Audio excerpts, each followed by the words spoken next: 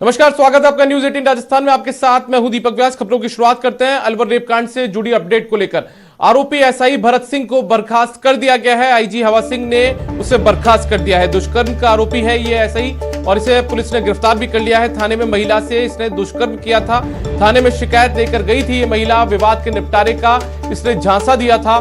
खेड़ली थाने में ये तैनात था एसआई। तो आपको बताएं कि अलवर के अंदर जो पुलिसकर्मी ने एक महिला के साथ में रेप किया, दुष्कर्म किया, उस मामले में उस आरोपी एसआई भरत सिंह को पुलिस ने बर्खास्त कर दिया है। ये सबसे बड़ी अलवर रेप कांड में अपडेट सामने आ रही है। आईजी हवा सिंह घुमरिया ने उसे बर्खास्त किया है। दुष्कर्म का आरोपी है ये एसआई।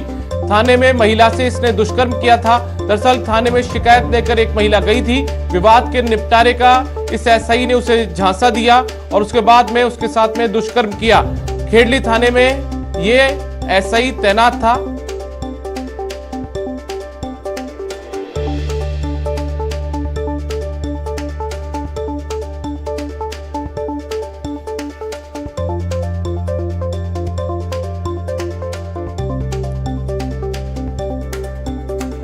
हमारे साथ में अलवर से हमारे सहयोगी राजेंद्र फोन लाइन पर मौजूद है। राजेंद्र, क्या पूरी अपडेट है इस पूरे मामले में? जी, इस पूरे मामले में कहीं ना कहीं खाकी को शर्मसार करने की जो घटना हुई है वो पूरी तरीके से अलवर पुलिस के दामन पर जो दाग लगा है। थाने में ही एक फरियाद लेकर के आई महिला के साथ उप निरीक्षक स्तर के एक अधिकारी के द्वारा 3 दिन तक लगातार थाने में कमरे में रेप करने का मामला सामने आया था। और इस पूरे मामले में आईजी जो हवा सिंह घुमारिया हैं जयपुर रेंज के, उनके द्वारा जो आरोपी एसआई भरत सिंह है उसको नौकरी से बर्खास्त कर दिया गया है।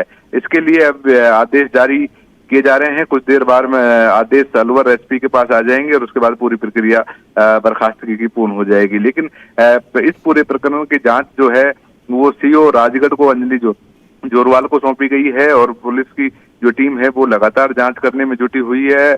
और आरोपी जो सब इंस्पेक्टर है उसको दोपहर बाद कठुमर कोर्ट में पेश किया जाएगा। वहीं दूसरी ओर जो महिला शिकायत देने आई थी तो कांस्टेबल प्रकाश चंद के द्वारा उसके के जो दस्तावेज दिए थे, उनकी जो शिकायत थी उसमें छेड़खानी की थी, उसके मामले में कांस्टेबल प्रकाश चंद है उसको भी निलंबित किया गया है। तो कहीं ना कहीं एक बड़ी कार्रवाई कही जाएगी कि आरोपी सब इंस्पेक्टर को रेप के मामले में नौकरी से बर्खास्त किया गया है। राजेंद्र, ये बात तो कार्रवाई की, पुलिस कार्रवाई की रही, लेकिन निश्चित तौर पर इस घटना के बाद से कहीं ना कहीं पुलिस का जो इकबाल होता है उसको लेकर भी अब सवाल पुलिस पर उठेंगे। जी, अलवर गाये बढ़ाए इस तरीके के महिलाओं उत्पीड़न के मामले में कहीं न कहीं अलवर पुलिस की भूमिका हमेशा सवालों के घेरे में रही है। थाना गाजी गैंग रेप के मामले में जो मामला हुआ था वो पुलिस ने दबाए रखा, कई दिन तक मुकदमा दर्ज नहीं किया था। इसी तरीके का मामला आज से 5 दिन पहले एक एएसआई रामवीर गुर्जर के खिलाफ एक महिला के द्वारा रेप का मामला दर्ज कराया था। उसको लाइन हाजिर किया गया, उसे अब तक ना गिरफ्तार किया गया है, ना उसके खिलाफ कोई कार्रवाई की गई है। इसी के बाद ताजा मामला भी खेड़ली थाने में सामने आया है, जिसमें आईजी के द्वारा तुरंत कार्रवाई करते हुए आईजी खुद खेड़ली थाने पहुंचे और जो उप निरीक्षक है उसको गिरफ्तार किया और गिरफ्तार करने के बाद तुरंत आदेश जारी किए। और अब फाइल प्रक्रिया जो आईजी ऑफिस से, क्योंकि सब इंस्पेक्टर है वहां से, उसके बर्खास्तगी की जो प्रक्रिया है वो चल रही है और कुछ देर बाद में पूरी तरह बर्खास्त करके के आदेश हैं वो जारी करके अलवर ऑफिस भिजवाए जाएंगे। चलिए राजेंद्र, बहुत बहुत शुक्रिया आपका इस तमाम जानकारी के लिए। आप नजर बनाए रखिए। तो हमारे सहयोगी राजेंद्र जिस तरीके से अलवर से बता रहे थे कि अमूमन अलवर पुलिस सवालों के घेरे में रहती है और एक बार फिर से अलवर पुलिस पर सवाल उठे। उन्हीं के एसआई ने एक महिला को विवाद का निपटारे का झांसा देकर उसके साथ दुष्कर्म किया और अब आईजी ने उसे बर्खास्त करने का फैसला कर लिया। कुछ देर में ये जो आदेश है बर्खास्तगी के, वो अलवर की एसपी के पास भी पहुंच जाएंगे।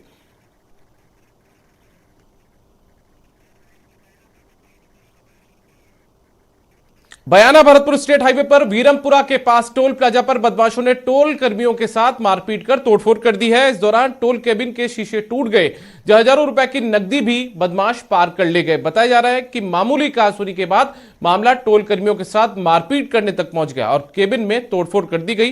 टोल संचालक द्वारा पुलिस को सूचना दी गई, जहां पुलिस सीसीटीवी कैमरे के आधार पर बदमाशों की पहचान करने में जुट गई है।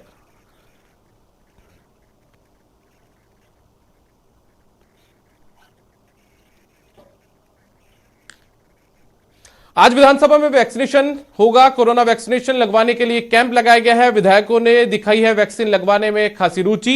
वैक्सीनेशन शुरू होने के साथ ही विधायक अब वैक्सीन लगवा रहे हैं। मंत्री सुभाष गर्ग ने वैक्सीनेशन सेंटर का दौरा भी किया है। सुभाष गर्ग ने आमजन से आह्वान किया है कि वे वैक्सीन लगवाएं, किसी तरह का कोई भी डर अपने दिल में ना पालें। तो ये तस्वीरें राजस्थान विधानसभा की है, जहां पर विधायक अब कोरोना की जो वैक्सीन है वो यहां पर लगवा रहे हैं। दरअसल आज राजस्थान की विधानसभा के अंदर वैक्सीनेशन के लिए कैंप लगाया गया है और विधायक अब जो रुचि है वो भी यहां पर वैक्सीन लगवाने के लिए दिखाते हुए नजर आ रहे हैं। वैक्सीनेशन शुरू होने के साथ ही कई विधायक वहां पर वैक्सीन लगवाने के लिए पहुंचे हैं। हमारे मुख्यमंत्री जी ने तो पहले ही अपील की थी कि सबसे पहले हम लोगों को लगवाने चाहिए थे, लेकिन भारत सरकार की जो पॉलिसी थी उसके तहत जो प्रोटोकॉल लागू किया गया था, जिसकी वजह से अब जो है वो नंबर आया है कि 60 वर्ष से ऊपर वाले की श्रेणी में जो है हम लोगों को लिया है। तो उस रूप में मैं समझता हूँ एक अच्छा कदम है और इससे जो लोगों में एक भय था, हल्का सा फियर था, वो ख़त्म होगा कि जब सभी लोग, जब फ्रंट वॉरियर्स के लगने के बाद अब सब जो चाहे वो मंत्री हैं, चाहे पूर्व मंत्री हैं, मुख्यमंत्री जी, प्रधानमंत्री जी, सभी ने लगवाया है, तो निश्चित रूप से समाज में मैसेज जा रहा है और उसकी वजह से आपने देखा होगा गति भी अब बढ़ी है। जो है वैक्सीन लगवाने वालों की संख्या में काफ़ी वृद्धि हुई है और वैक्सीन लगने के बाद भी मैं तो ये अपील करना चाहूँगा कि वैक्सीन लगने के बाद भी कोरोना प्रोटोकॉल का पालन करें। और हमारे साथ हमारे वरिष्ठ सहयोगी सुधीर शर्मा फोनलाइन पर मौजूद हैं। सुधीर जी के पास चलते हैं। सुधीर, आखिर कौन कौन से माननीय हैं, कौन से चेहरे हैं जो अभी तक वैक्सीन लगवा चुके हैं और कैसा रेस्पॉन्स अभी विधानसभा में इस कैंप के अंदर देखने को मिल रहा है? जब विधानसभा की कार्रवाई खत्म हुई उसी दौरान इस बात का जानकारी सभी विधायकों को दी गई थी, बाकायदा बुलेटिन जारी करके, कि विधायकों के वैक्सीनेशन की सुविधा के लिए यहाँ पर विधानसभा के अंदर कैंप लगाया गया है। लिहाजा मेडिकल हेल्थ डिपार्टमेंट और चिकित्सा शिक्षा विभाग के जो डॉक्टर्स हैं वो यहाँ पर मौजूद है और पूरी तरह से पहले आश्वस्त होने के बाद ही विधायकों को वैक्सीनेशन लगाया जा रहा है। कहीं कोई बीमारी तो नहीं है, बाकायदा ब्लड प्रेशर चेक किया जा रहा है, एक एक हिस्ट्री देखी जा रही है, उसके बाद यहाँ पर वैक्सीनेशन का काम शुरू हुआ है। अभी तक लगभग 10 से 12 विधायकों ने वैक्सीनेशन यहाँ पर लगवा चुके हैं और अभी कुछ देर पहले जो मंत्री सुभाष गर्ग हैं उन्होंने इस वैक्सीनेशन सेंटर का दौरा किया है और बताया जा रहा है कि अब कुछ देर बाद चिकित्सा मंत्री रघु शर्मा भी यहाँ पर आएंगे, क्योंकि 11 बजे विधानसभा की कार्रवाई शुरू हो जाती है प्रश्नकाल के साथ में। लिहाजा जो विधायक है और मंत्री हैं वो यहाँ पर सदन में पहुंच चुके हैं। अब चूंकि 12 बजे जब शून्यकाल शुरू होगा उस दौरान एक एक दो विधायक आएंगे और अपना वैक्सीनेशन करवाएंगे और वापस सदन के अंदर जाकर बैठेंगे। और चूंकि एक जानकारी और मैं यहाँ पर शेयर करना चाहूंगा कि पूर्व राज्यपाल अंशुमान सिंह का आज देहांत हो गया है। लिहाजा आज लगभग 1 बजे के आसपास विधानसभा की कार्रवाई कुछ देर के लिए स्थगित भी की जाएगी। तो जब विधानसभा की कार्रवाई स्थगित उस दौरान संभवतः सदन में श्रद्धांजलि के बाद जब स्थगित होगी तो वैक्सीनेशन के लिए विधायक वहां पर पहुंचेंगे और वैक्सीनेशन करवाएंगे। जी चलिए सुधीर जी, बहुत बहुत धन्यवाद आपका इस पूरी जानकारी के लिए। तो हमारे सहयोगी सुधीर शर्मा जिस तरीके से बता रहे थे कि करीब 1 दर्जन जो विधायक है उन्होंने वैक्सीन कोरोना की लगवा ली है और धीरे धीरे जो विधायक है वो कैंप में पहुंच रहे हैं और कुछ देर बाद में और विधायक भी पहुंचकर जो कोरोना की वैक्सीन है वो यहां पर लगवाएंगे।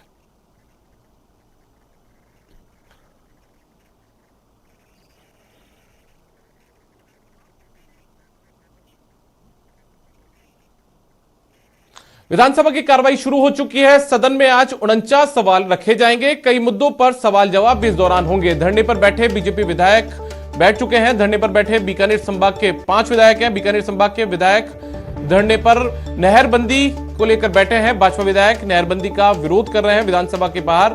यह धरना 5 विधायकों की तरफ से दिया जा रहा है। धरने पर सरकार से नहरबंदी को आगे बढ़ाने की मांग, एक पानी और दिया जाए, इस तरीके की मांगे की जा रही है। किसानों को गेहूं, चने, सरसों की फसल वरना तबाह हो जाएगी। इस पूरे मसले को लेकर जो विधायक हैं वो यहां पर बैठे हुए हैं। तो सदन की कार्रवाई शुरू हो चुकी है, लेकिन बीकानेर संभाग के 5 जो विधायक हैं वो बाहर ही धरने पर बैठ गए हैं।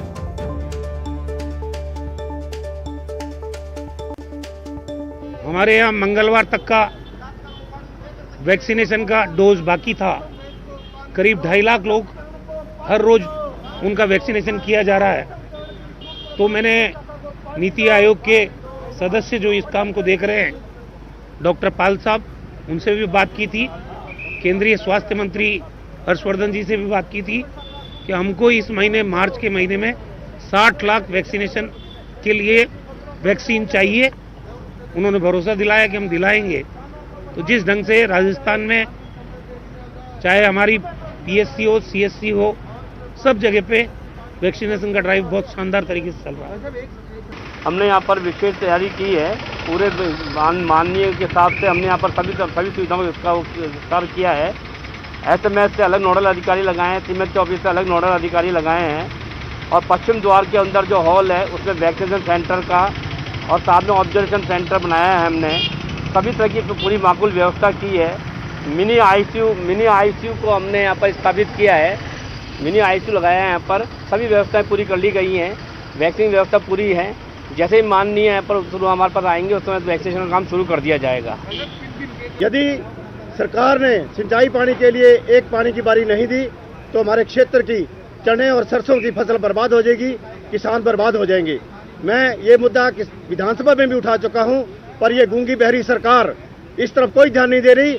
हमारे किसान पिछले दिनों से श्री विजयनगर में एससी कार्यालय, सिंचाई एससी कार्यालय पर धरना प्रदर्शन कर रहे हैं और मैंने चीफ इंजीनियर, एडीएम, एसडीएम, तहसीलदार से भी वार्ता की, मगर उन्होंने कोई सकारात्मक उत्तर नहीं दिया।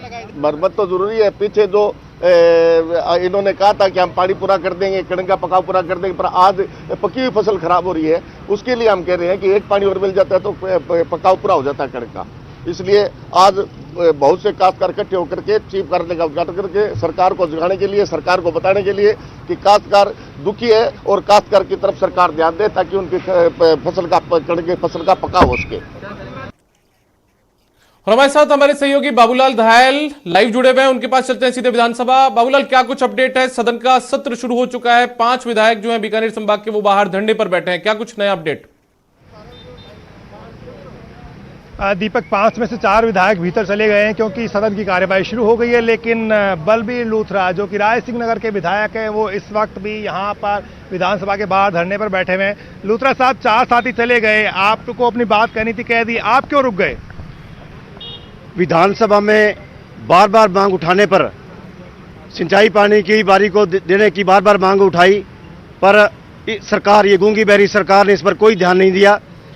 हमारे क्षेत्र की आईजीएनपी की 2 बड़ी नहरें हैं, सूरतगढ़ प्रथम चरण की सूरतगढ़ ब्रांच और अनूपगढ़ ब्रांच, दोनों नहरें बंद पड़ी हैं और हमारे क्षेत्र की जो मुख्य फसलें हैं गेहूं, चनों और सरसा, ये फसल पकाव, सारी फसलें पकाव पे है और इन फसलों को पकने के लिए एक अंतिम पानी की बारी की आवश्यकता है। अंतिम पानी की जरूरत है, लेकिन नहर का मेंटेनेंस भी तो जरूरी है, तो किस तरह जस्टिफाई करेंगे? सरकार भी तो अपनी सोचेगी, बहुत सारे लोगों को पीने का पानी भी यहाँ से मिलता है। पीने का जो जहाँ पीने का पानी चला जाएगा तो वो सिंचाई पानी भी हो सकती है। पेयजल भी जब उपलब्ध कराएंगे ना तो किसान अपने खेत की बारी को लगाएंगे, पानी छोड़ेंगे नहीं। वो किसान का सिर कट सकता है पानी के लिए, वो मर सकता है, पर वो सिंचाई पानी अपने खेत में लगाएगा। तो ये बीजेपी वाले एमएलए की फसलें खराब हो रही है उनके इलाके किसानों की, या कांग्रेस वालों की भी हो रही है, तो वो क्यों नहीं आए? फसलें तो सभी खराब हो रही हैं, पर इन कांग्रेस सरकार वालों को पता ही नहीं है किसान की क्या चीज है, किसान की हालत क्या है। यदि ये चुनाव जीता तो उन्होंने किसानों के मुद्दों पर था और नहीं तो उन्होंने किसानों की संपूर्ण कर्जा माफी की, न बेरोजगारी भत्ता दिया किसानों के। देखिएगा बलबीर लूथरा दीपक एक तख्ती लेकर गए जिसके ऊपर लिखा हुआ आईजीएनपी नहर की सूरतगढ़ व अनूपगढ़ शाखा में गेहूं चने की फसल पकाव के लिए तुरंत प्रभाव से अंतिम पानी की बारी दी जाए ताकि फसलों का पकाव हो सके, किसानों को बर्बाद होने से रोका जा सके। तो इस तरह से चार और विधायक थे जो कि पीलीबंगा के, सूरतगढ़ के और नोखा के विधायक भी यहाँ पर आए थे और अपनी बात कह रहे थे, धरने पे बैठे हुए थे, वो चले गए भीतर, अपनी बात वो कहेंगे। लेकिन इसके अलावा आज विधानसभा में कोविड का टीकाकरण शुरू हो रहा है। 60 साल से ऊपर के जो तमाम विधायक हैं उनका टीकाकरण होगा, उससे पहले उनकी तमाम जांचें की जाएगी, कोमोर्बिडिटी देखी जाएगी कि आखिर की कोई विधायक या पूर्व विधायक अगर कि दूसरे बीमारियों से ग्रस्त है और उसको टीका नहीं लग सकता तो फिर उसको नहीं लगाया जाएगा। तो बहुत सारी चीजें आज विधानसभा में होनी और आज जो पुलिस। चलिए बाबूलाल, बहुत बहुत शुक्रिया, आप नजर बनाए रखिए विधानसभा की कार्रवाई को लेकर। तो हमारे सहयोगी बाबूलाल जिस तरीके से बता रहे थे कि 5 विधायक बाहर धरना भी दे रहे थे, जिसमें से 4 अंदर जा चुके हैं, विधानसभा की कार्रवाई जो है वो शुरू हो चुकी है और एक विधायक अभी भी अपनी मांगों को लेकर बाहर धरना दे रहे हैं। नहरबंदी के खिलाफ बीजेपी के एमएलए विधानसभा के बाहर धरने पर बैठ गए हैं। पीलीबंगा, नोखा, अनूपगढ़ से लेकर के श्रीगंगानगर, बीकानेर और हनुमानगढ़ के एमएलए यहाँ पर जमा हो रहे हैं। सूरतगढ़ के विधायक राम प्रताप कासनिया हमारे साथ मौजूद हैं। तो सरकार तो आगे बढ़ा रही है नहरबंदी को, फिर आप लोग यहाँ पे क्यों बैठे?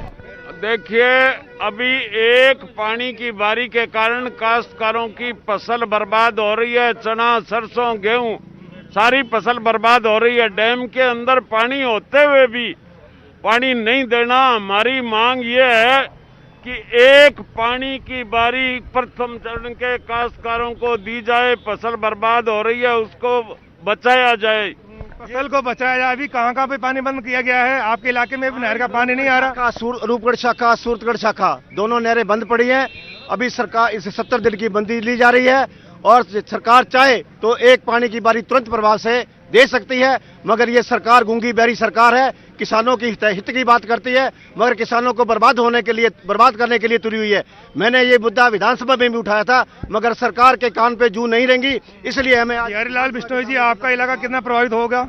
मेरा इलाका प्रभावित, मैं गंगानगर जिले का प्रभारी हूँ। गंगानगर जिले में आज सभी उपखंड कार्यालयों पर चक्का जाम है किसानों की तरफ से। फर्स्ट फेज को पानी नहीं दिया जा रहा, जबकि पोंग डैम में लेवल 1310 फीट आज है और 1280 से नीचे भी लाए लेवल को, तो भी कोई दिक्कत नहीं है। पिछली बार भी इसी तरह किसानों को मारा और 60 फीट पानी पाकिस्तान छोड़ना पड़ा लास्ट में। सरकार की ये मैनेजमेंट है। पंजाब में भी कांग्रेस की सरकार है। राजस्थान के मुखिया पंजाब के मुखिया से बात करें और बीबीएमबी चेयरमैन से बात करके इंटरवीन करके किसानों के हक का पानी दिलवाएं। धर्मेंद्र मोची जी, क्या हाल है आपके यहाँ पर? किसानों का कितना दबाव है आपके ऊपर? मेरा तो सारा इंदिरा गांधी प्रथम चरण का एरिया है। पूर्व राज्यपाल अंशुमान सिंह का आज निधन हो गया है। एक दिन का राजकीय अवकाश सरकार ने घोषित किया है। प्रदेश की अदालतों में भी अवकाश घोषित किया गया है। आज बंद रहेंगी प्रदेश की अदालतें। अंशुमान सिंह के निधन पर यह अवकाश घोषित किया गया है। राजस्थान हाईकोर्ट के कार्यवाहक मुख्य न्यायाधीश रहे थे सिंह। हाईकोर्ट प्रशासन ने इसको लेकर आदेश जारी कर दिए हैं। मुख्यमंत्री ने ट्वीट कर उनके निधन पर दुख जताया है। जुडिशरी और सार्वजनिक जीवन में उनका योगदान हमेशा याद किया जाएगा। शोक संतप्त परिवारजनों के प्रति उन्होंने संवेदना जताई है। दिवंगत आत्मा की शांति की प्रार्थना भी मुख्यमंत्री ने की है।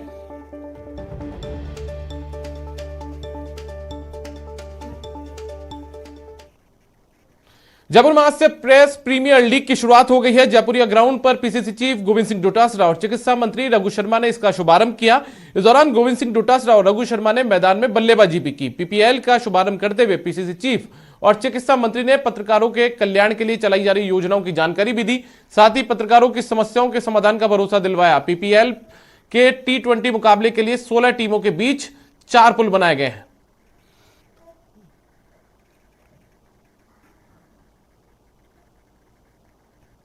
अंतर्राष्ट्रीय महिला दिवस पर हर साल की तरह इस बार भी महिलाएं रोडवेज बस में फ्री में सफर कर रही हैं। राज्य सरकार ने प्रदेश की सीमा में रोडवेज बसों में महिलाओं को फ्री सफर का तोहफा दिया है। जयपुर में जीसीटीएसएल बसों में भी महिलाओं को सफर के दौरान कोई किराया नहीं देना पड़ेगा। जीसीटीएसएल की जयपुर में संचालित एसी और नॉन एसी लो फ्लोर और मिनी बसों में छूट दी जाएगी। फ्री सफर का आज रात 12 बजे तक लागू रहेगा ये पूरा नियम। महिलाएं सफर करेंगी। आज आप देख सकते हैं तस्वीरों में, जहां पर जयपुर के सिंधी कैंप की तस्वीरें हैं जहां पर महिलाएं पहुंची हुई हैं और आज उन्हें महिला दिवस के मौके पर मुफ्त सफर का तोहफा राज्य सरकार ने दिया है। राजधानी जयपुर सहित आज पूरे प्रदेश भर में महिला दिवस के मौके पर राजस्थान की सरकार के द्वारा रोडवेज में मुफ्त सफर की सौगात महिलाओं को दी गई है। आधी आबादी को आज मुफ्त सफर की सौगात है। ऐसे में कोई भी महिला ये नहीं चूकना चाहती कि मुफ्त का टिकट लेकर के रोडवेज की यात्रा ना करे। आपको बड़ी तादाद में नजर आ रहा है roadways bus stand Sindhi camp का नजारा, जहां पर बड़ी तादाद में महिलाओं की जो भीड़ है वो आपको नजर आ रही है। महिलाएं टिकट लेने के लिए कतार में लगी हुई है। हालांकि कोशिश की जा रही है कि कोरोना गाइडलाइन की पालना हो, लेकिन जो लोग हैं वो फ्री यात्रा को लेकर के इतना उत्साहित हैं कि पूरी तरह से लाइन को बार बार तोड़ते हुए भी नजर आ रहे हैं। यहाँ पर रोडवेज के कुछ अधिकारी मौजूद है जो यहाँ पर रोडवेज में जो महिलाएं सफर करने के लिए आ रही है उनको गुलाब का फूल देकर के उनका स्वागत कर रहे हैं। राजस्थान की सरकार की ओर से स्वागत सत्कार का काम जो है ये रोडवेज के अधिकारियों की ओर से किया जा रहा है। सर, आपका नाम जानना चाहेंगे? हितेश जांगीर, प्रबंधक यातायात। सर, किस तरह से मैनेज हो रहा है आज पूरा ट्रैफिक आपका, क्योंकि आज महिलाओं का जो मुफ्त सफर है उसके कारण काफी भीड़ यहाँ पर नजर आ रही है? भीड़ को देखते हुए हम लोगों ने एक्स्ट्रा बसेस का अरेंजमेंट किया है। जयपुर डिपो, वैशाली डिपो और सीमाधुपुर डिपो। मूलतः जो हमारा ट्रैफिक है वो अजमेर साइड के लिए और खाटू श्याम जी के लिए है, जिसके लिए हमने एक्स्ट्रा बसेस के लिए अरेंजमेंट किया हुआ है। भीड़ भी कंट्रोल में है अभी। और आज चूंकि अंतर्राष्ट्रीय महिला दिवस है, इसको देखते हुए भीड़ काफी पिछली बार से भी काफी ज्यादा भीड़ है, जो जिससे उम्मीद थी उतनी ही संख्या में बसेस हमने लगा रखी है। रात्रि 12 बजे से महिलाएं आना चालू हो गई। हम सबके लिए अतिरिक्त बसों की व्यवस्था कर रहे हैं।